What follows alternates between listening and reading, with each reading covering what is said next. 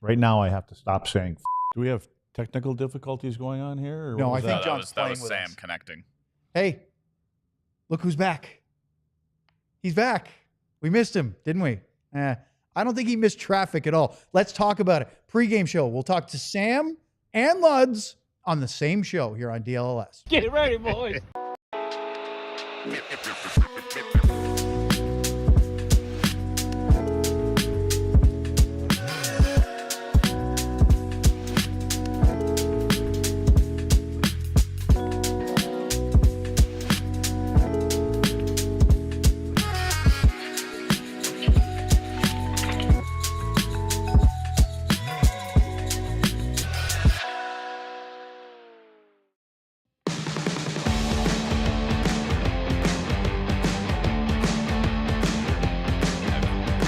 It is Tuesday. It's another week, and this is the DLLS Stars Pregame Show. Welcome, everybody, inside our lounge studios alongside Craig Ludwig. That's right. He did not bring a New Jersey infection back with him, we don't think. That's Sam's deal. That is definitely. And I'm Owen Newkirk. John Andersen is our producer. And look who's there. He's the one that carries around all the infections. It's our very own Sam Nestler. Hi, Sam. Hey, guys. What's going on? I think Sam might be on a massive delay, right? We're going to start nicknaming Petri dish. I New love Jersey it. Infection would be a great new Sam nickname. Sam Nestler, the New Jersey infection. He's definitely on a massive delay. John, Smash let me that like reconnect button, here. become a And he's on silent. All right, Sam, reconnect. We'll talk to you in just a couple Nice seconds. talking to you, Sam. So- He's back on the IR. Hot start. Luds, what do you take away from this past weekend? A loss against the Penguins at home and then an overtime loss to the Minnesota Wild. You were obviously part of the Penguins broadcast remote. You weren't on Sunday. How you feeling? It's more of the same what's been going on for 2 weeks. Yeah. I mean, we've been seeing it, and you don't hear so much about what it is, but some of us know what it is. And it's been building and building, and I think that's why you get back home now, and this game is super important. There's an opportunity, right, and to hopefully jump ahead of Winnipeg, but it's not even about that. It's more about getting your game where it was supposed to be 2 weeks ago, heading into the last 10 games of the regular season, so you're at that point.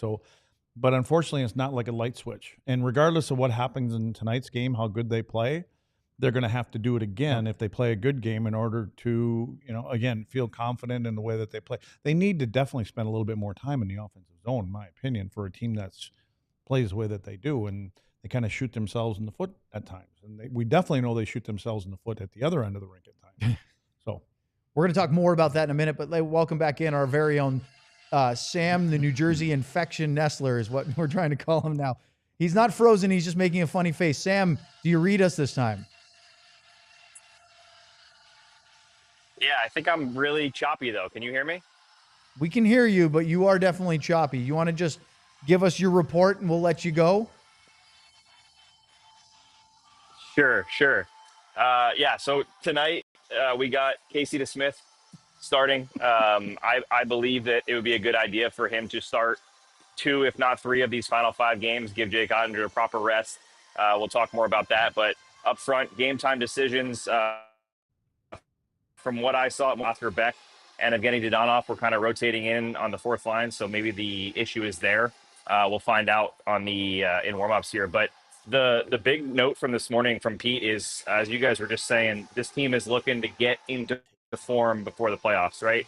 They want to get some points, but the more important thing is to get into form and find their game. And actually, Pete and the players believe that it mostly is in the offensive end, and that's what's kind of leading to these defensive getting stuck in your own end and allowing a ton of shots. Cleaning up your breakouts in neutral zone is important, but he just hasn't seen the same domination and forecheck and cycle possession game in the offensive end. And they believe that once they figure that out, it'll help a lot on the defensive end here, which I think is great. The other point we had, I think his name was Emmett from the Crohn's and Colitis Foundation, was a special reporter this morning, asked Pete a great question. He asked him, is it more important to win on Wyatt Johnston bobblehead night or Thursday against the Winnipeg Jets?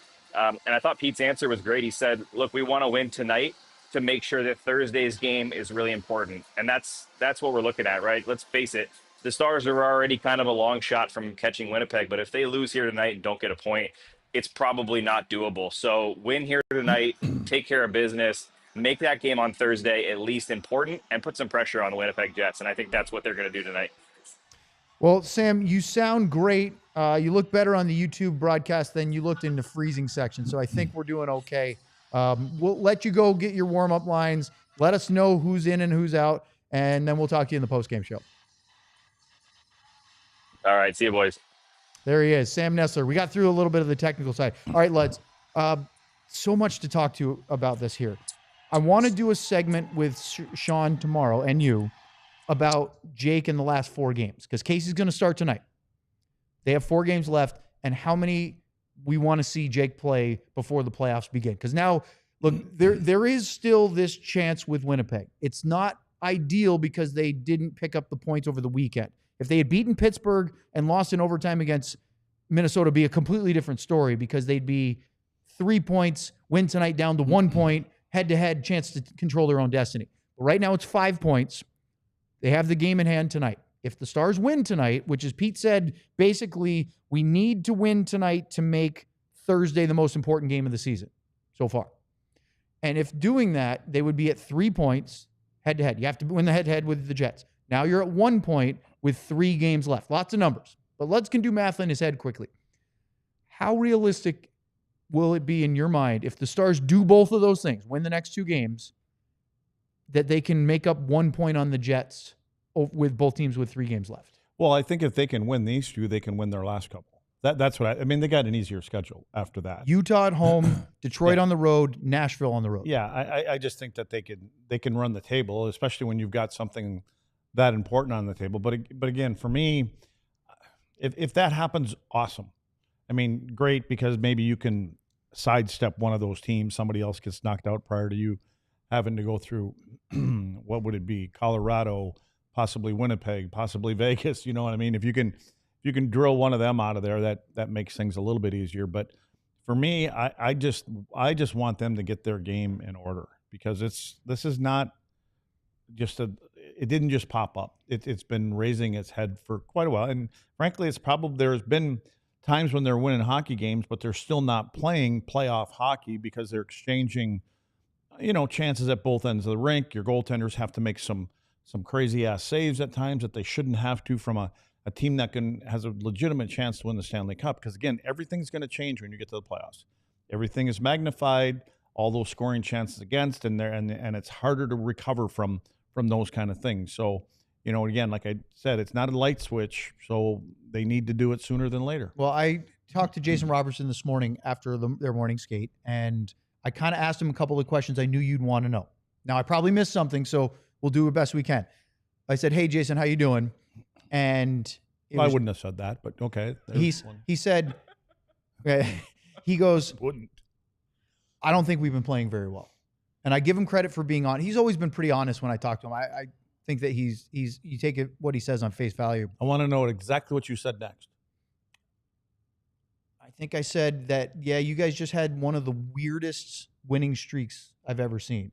Something like that. I would have said why. Right. And he said, so I asked basically that.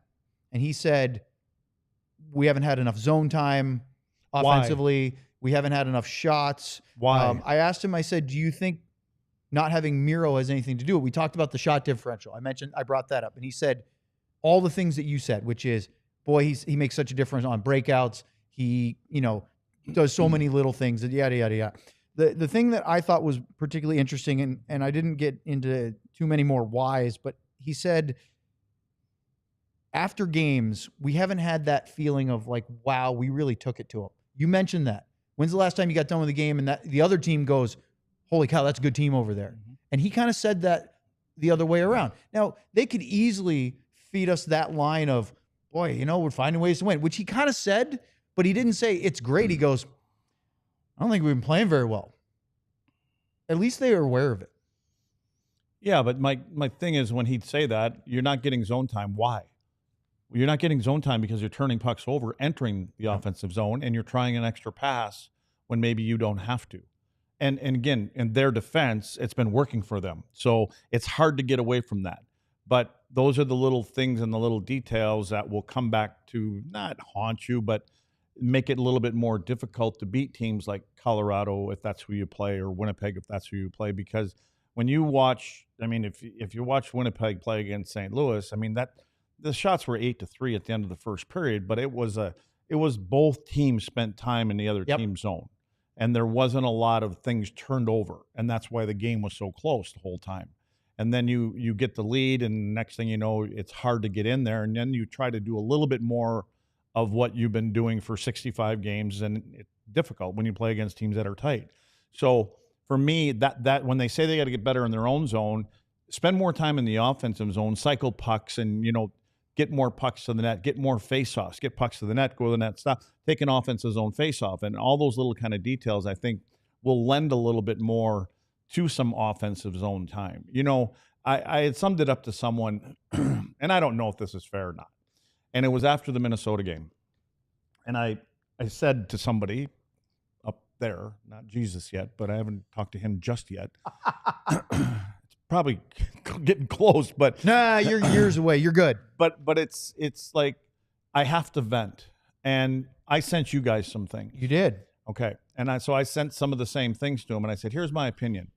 There's a team that knows that they have to defend in their own zone in order to make it to the playoffs and be successful in the playoffs. And then I showed him some pictures of Dallas in their own zone. And I said, here's a team that's coming back to their end to get ready to break out. That's totally different. When you go into your zone and you want to defend and make sure nothing goes to the goaltender, if it does, it's coming from out here. We're going to have people in place. But when you come back into your own end because you want to get back to the other end, you forgot part of the process. And to me, that's what stands out sometimes, is that they're getting ready to break out. And they haven't done what they need to do to take away high danger chances and don't make your goaltender make another crazy save and then make another one on top of that before you find a way to get out of the zone. So I just wrote down a note because I remembered seeing, you sent us some photos of this yesterday during the day off, Monday. And I went, ooh, we need to talk about it on Wednesday's show because we have more time to dig into it than we can on our pregame show, or, maybe we can on the postgame show. It depends on where the stories take us tonight. So we'll see. So I just marked it down for tomorrow because we have a 1 o'clock show. Amongst the things I want to talk about, besides how much should they use Jake over the next week and week plus before the playoffs, is your D-zone coverage and helping out your goalie and some other things we have that we'll get to. But when you think about offensive zone time, how many times lately have you seen similar to, I kind of asked you this the other day as far as a game, full game, but Nashville third period, where they really were coming at them. Mm-hmm. That's good. You don't expect that for 60 minutes because that's hard to do. But it seems like we have not seen that a lot in the last 2 to 3 weeks. Well, they were a little bit more direct. And I think just sometimes the opponent allows you to do that. And I think the way that Nashville's season has gone along, sometimes when you're having those kind of difficulties all year long and you're finding ways to lose hockey games, you're just you're playing the game for it to, it's coming. It's been coming for 75 games. We know it's going to pop back in. And then all of a sudden they start making the little plays, and those little plays start to connect, or they're moving pucks into the zone. They win the battles. They get pucks to the net. They play a little bit more direct, and there's a little more urgency to get second and third chances at the net. Because I think what happens with not just this team, a lot of good teams, that because when they have success scoring goals, that there comes a point where you just expect your shots to go in. Mm-hmm. And the other two guys or three guys that are near the area where the puck is on net, they're expecting to go in too. So their feet stop and they don't gravitate to the net. And that's kind of shortcut hockey because they should expect it not to go in to follow up and get that second chance or the rebound. But it's I'm sure for those guys, it's hard because they've had such, and not just because the puck's gone in a lot. The puck has gone in a lot. But again, when it's not, and you've heard me use that analogy with some good players that they can't score and they get further away from the traffic and they want to give themselves a little more time, where I have found, and more playing against guys and playing against offensively skilled guys, that when you're going into games, you know that they're in a slump. Well, they didn't stay on the perimeter. They all of a sudden they became a third liner. they become a Sidney Crosby. I mean, he's a superstar that plays like a third liner, and he goes all to the dirty areas, and he gets point a game his whole 20-some years in the league. So that's what I think you have to do, and I think that's kind of what happened in the Nashville game, because I was sitting upstairs with a bunch of people, and at the end of the first period, I'm like, yep. But there was two things I said. That team is used to losing. This team will find a way to get a goal or two, and then as long as they don't give up too much at the other end of the rink, which they didn't, and it ultimately changes. But again, I go back to the playoffs. You have to be able to play 60 minutes or close to 60 minutes. You're not going to get away with playing one period or 10 minutes at the end of a period to try to catch up and tie it up before you go in, because everything will tighten up. And, and again, especially for the opponents that they're going to have to face in the first, second round. Up next, we're going to talk about clinching scenarios. There's another thing the Stars could do tonight here on the DLLS Stars Pregame Show. First, let's talk about Sleeper. It's the best fantasy league platform out there. Put your puck or your ball knowledge to the test by picking whether your favorite or least favorite players will have more or less than their projected stats each week. John's going to have his latest Sleeper picks coming up in just moments. But before we do, remind you that with Sleeper, the more picks you combine, the more you can win, all the way up to 100 times your money. Sleeper keeps you in the loop with instant alerts for breaking news and major injuries, so you can stay ahead of the game, keep track of league updates in real time, and you're always informed, ready to outsmart your friends. If you think you have what it takes, new users can download the Sleeper app and use the code DLLS Stars to get $55 in free entries when you place a $5 contest. Apply it to any contest. Doesn't have to be your first. Terms and conditions apply. See Sleeper's terms of use for details. Currently operational in over 25 states. Check out Sleeper today. And now, here's John. These sleeper picks are slowly turning into my villain origin story. I started hot like 3 weeks ago, and I don't think I've made a single correct pick yet. Now, to be fair, you can take picks from my slew of picks and maybe throw your own entry together, but as far as winning and losing goes, you do need to hit all of these because that's how it works. Let's start with the Moose, Mikko Rantanen, more than 0.5 points tonight, and will ride Casey DeSmith more than 22.5 saves tonight against his former team. And Esa Lindell, I'm flipping it, more than 2.5 blocked shots. $10 wins the people $59.50. And why don't we take this moment as well, Owen, to hit this little bing bong that just popped in here. It's Luddy's favorite sounder. It's the bing bong. Super chat from Burned Oils, a Lundqvist and Denis Gurianov? Wow. We haven't had a 34 in a while. Yes. We haven't been on our game, but lots of accountability from our team. They get it, and I'm expecting they will use the last 5 games to correct that. Are you as optimistic as Burned Oils? Yeah, I'm hoping so. I would think that a sense of urgency about get the right game ready to go is again coming from the right guys. And sometimes when I say the right guys, those sometimes are the culprits that aren't playing the right way. And so when the Duchesnes and Rentons and Robos and Hintzes and those guys have to play at the end of both ends of the rink the right way, and then everybody else kind of falls in line. All right. Well, we have clinching scenario tonight for both teams. One good, one bad. For the Stars, Luds was like, whoop-de-doo, the Stars clinched a playoff spot. That's not really what their ultimate goal is, but it was a step. They have another step tonight, a win of any kind against Vancouver, and they will clinch at least second place in the Central Division, which means home ice advantage for the first round of the playoffs. Now, I know they would like more than that, but it means Colorado cannot catch them if they win tonight. They can also do it sort of the back-ended way by getting a point against the Canucks and the Avalanche to lose in any way to the Golden Knights, or even if they can really back into it if the Avalanche lose in regulation to the Vegas Golden Knights. Luds, it's convoluted because it's only one round, but to lock in at least second, if things don't go the way they want against the Jets on Thursday, having second place locked in might really change how they view the final 3 games. Yeah, again, I think I was talking to you a couple of weeks ago when I was watching the Colorado team play, and they went to overtime and then went to a shootout, and I was very surprised. Told you that. I was very surprised when McKinnon, Makar, none of those guys went in the shootout, and my immediate thought was they know where they're finishing. They're okay where they're finishing. They're going to get their game in order to move on.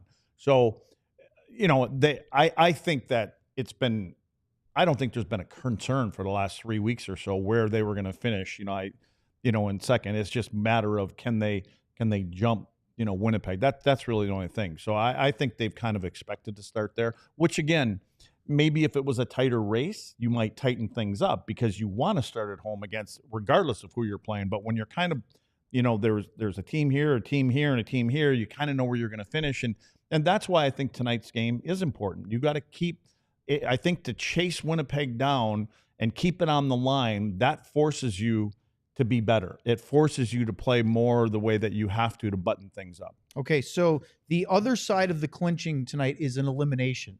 If the Stars beat the Canucks, they will be eliminated from the Stanley Cup playoffs. Now, I think this is all in an inevitability anyway. Yeah. I think it's going to happen, but they are still alive if they don't lose in regulation. If they get a point in any way, they're still alive.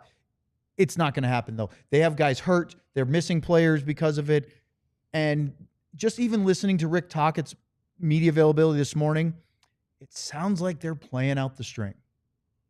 I think Rick Tocchet could be playing out the string, too. Think so? Well, he's got an option. He's got a coach's option to come back next year. And I don't know. I think there's a team that he thinks he's the second coming that is looking for a coach at the end of this year, too, where he maybe back east? I don't know if he'd want to go back to Philly, but I'm just saying I think that... Boy, that would be an interesting fit, wouldn't it? Yeah. What about another team a couple states north of Philly?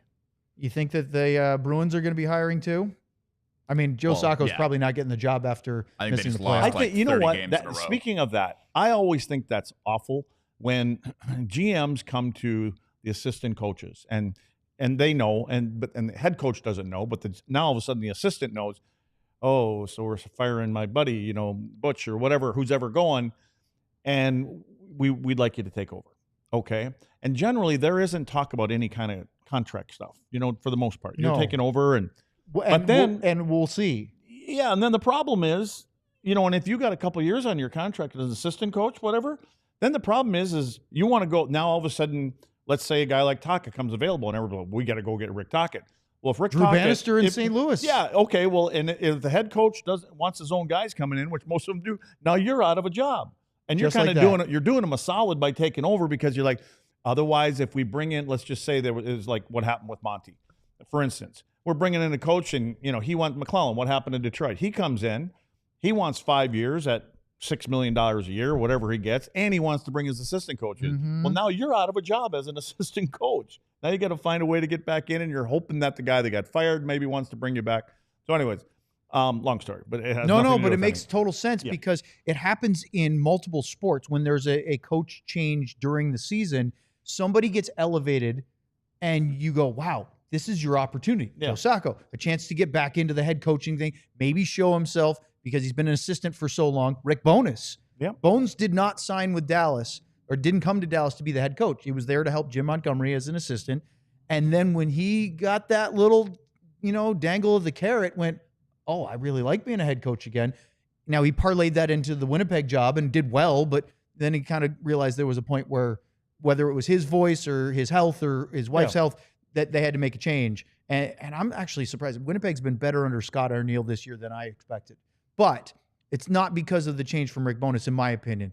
But that's always a risk, Luds, because if you take that job, it's hard for an assistant to say no for that opportunity. Sure.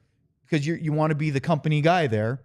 But then if it doesn't work out, like you're talking, not only out of a job, now what? And where do you go? Most of the time as an assistant coach, you know what's going wrong. And you kind of, and again, you're in conversation with your head guy and stuff like that. But you know that when there's a firing, generally it's at the end of the rope. It's at the end of the line. Sometimes they want to get ahead of it. And I like the GMs that Army did the same thing. And, Army went and grabbed Monty, and they were a game under 500. And now they're 13 games above 500 or something like that. So they made the right decision, and it all pans out. So, yeah, you never know what's going to happen. But I think it's like, and the assistant guy is kind of taking a bullet. He's taking a bullet for the GM and who else, I'll step in and, we'll take it over. And then, again, I don't know if they can go and say, listen, I ain't stepping in unless I know I'm getting a 3-year extension. And I'm okay going back to be an assistant coach, but it's not really up to you because the guy that we want to hire, if he doesn't want you as assistant coach, you're gone anyway. But I signed a 3-year deal and I'll get paid for the next 3 years. So you got to kind of There's so many layers. It's really fascinating. All right, let's look at the lineups real quick. Starting with the Stars, Sam reporting that they are exactly as we anticipated. No changes. Pete said there was a game time decision up front. Whoever it was, they're sticking to. Now, the game time decision doesn't necessarily mean at game time. It might mean between morning skate and 5 o'clock. Did I hear Sam say something about Dodonov and Beck were rotating in and out in morning That's lines what or he something? said. But Well, I can promise you one thing. Dodonov wasn't coming out of the lineup. see, I just wonder if there was somebody else. Well, why would those two guys be rotating then? That doesn't make any sense to me. Yeah. So anyway, he's got those lines exactly as they are. Bork up on the third line, Dodonov with Steele and Blackwell. Oscar Beck gets rotated out tonight. And frankly, Luds, I like Oscar Beck a lot, but this is the point of the season where if they want to rotate some guys to keep everybody going, that's a good idea.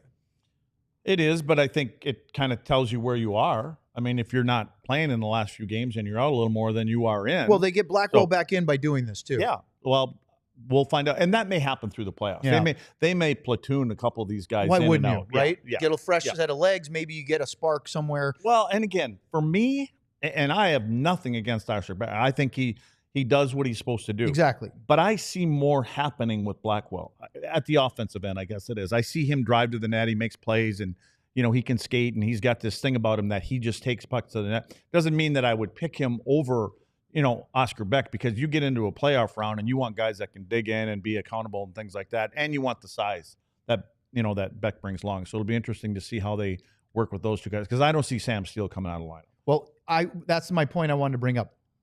Sam Steele in the middle of the fourth line. That is a good, subtle sign to me because remember, he ran into Brendan Smith. He missed a game. There were some questions about whether he'd go back in the middle. He started on the wing. The fact that he's in the middle means he's good enough health-wise. Yeah. And I would think that they want to get him up and running because he is kind of the utility tool, right? And he's more important to this team than sometimes we talk about. For sure. And he brings some – for being a fourth-line guy, when he gets the opportunity to play up in the top three and he feels like he can go a little bit more, he creates some offense down there, the way he takes pucks to the net and shots. And I think he's just a good, solid player is what he is. Let's take a look at a quick snapshot of the defense. No changes for the Stars on that side. Casey DeSmith gets the starting goal. I think we'll see, there's no brainer, we'll see Jake on Thursday against the Jets. We're going to have a conversation tomorrow about what the last week of Stars goaltending looks like, but we'll get into that a little bit later. Now let's take a look at the Canucks lineup. They're missing some big guys. Elias Pettersson, EP40, is out with an injury, so he's not there. Philip Hedl has a concussion. He's out. Tyler Myers on the back end isn't. So this is what we thought. They said they were going to use the same lineup, but they're actually mixing things up a little bit. Sasson, the young Michael Sasson, I think it's Max Sasson, is going to center the second line with DeBrusk and Besser. Garland goes up to play with Höglander and Suter. So a little bit of shaking. Third line's the same. Fourth line will be O'Connor, Bluger, and Carlson. But, I mean, the guys that they're missing, let's take a look at the defense too, right? You're missing a big presence in Tyler Myers, physically, big size. Missing Elias Pettersson up front. I know he's had a rough year, but he's still a high-caliber player. Hedl up front. There's enough Petterssons in their lineup tonight. They don't need three of them. Unlike the last time the Stars beat the Canucks, they get Quinn Hughes, though. Yeah, well. And what a difference he is. That's like, I mean, you only need another 2 or 3 to play defense. I mean, Hughes is out there 30 minutes a night and he controls the whole game. So yeah, Hughes is the key back there. The other thing is that when you look at their offensive lines, they don't have a lot running right there. I think Besser's got 7 goals in his last 9 or 10 games. Suter's got 4 or 5. The guy that they're really missing to get going is DeBrusk. Yeah. Like DeBrusk has only got like a goal in his last 8 or 9 or 10 games, whatever it is. So yeah, and Besser actually passed him for the team lead in goals. Yeah, they're offensively challenged right now, and with Elias out, EP40 there, I don't know. That might be a good thing the way that kid's gone. Luds, last thing for you, I was looking at the Canucks record and looked at their whole season snapshot. They're not a bad team, but they're not a really good team either, and I think that's where they are. They're in the middle, and when you're in the middle. Middle is not good. Right. You can end up in the playoffs or outside of it because they haven't lost more than 2 in a row in regulation all year long. But they've had some overtime. The problem is they haven't had enough winning streaks. They had a good start to the year, then kind of mediocre. They're just like barely above 500 in all these snapshots of the season, and that just doesn't add up to enough. What's their biggest problem aside from the lack of offense? overtime and shootout games. They are 3-2 in 5 shootouts. That's not bad, right? But they are 5-11 in 16 games decided at 3-on-3 overtime. Add them all together, 21 games past regulation, which is the third most. They have a .381 point percentage, 8-13 in games past 60 minutes. By the way, Dallas 7-3 in their 10 3-on-3 overtime games. Demko in the net for him tonight. Demko in the net tonight. That's where the challenge comes. He's been good in his last 8, 9, 10 games, whatever it is. Starting to get healthy. He's been healthy. Special teams is pretty much even. Save percentage, power play percentage, PK percentages are all kind of a wash. So that maybe the whole thing about penalty kill, power play, and that kind of stuff goes out the window tonight because it may be a wash, and so it comes down to 5-on-5. This is one of the few games that may come down to 5-on-5. Yep. So we'll see. I don't, again, their penalty kill, the Canucks, has been good most of the year. Really, really good. Demko always plays well against the Dallas Stars. He has been beaten now. He started his career without losing to them for a while. He has a record of 7-1-1 in 9 games, .924 save percentage, 2.21 goals against. Well, Casey DeSmith, not too bad himself against the Canucks in his career. They've also taken on the personality of their head coach. They're top 1 or 2 teams in the league when it comes to physicality. They hit. They're top. I think they're in the top 3 when it comes to hit. Now Dallas is kind of Dallas, and so that would probably be part of the MO for Vancouver to come in here and try to play a physical hockey game today. Should be an interesting one. We hope you enjoy watching the game, and come check us out for the full DLLS Stars post-game show. Luds and I will be there with John, and then Sam will join us for his hit later. Don't forget, pile up those super chats. We'll get at it. Thanks for watching here on the pregame show on DLLS. I believe that they are going to crush these guys tonight. We all silly like the mayor.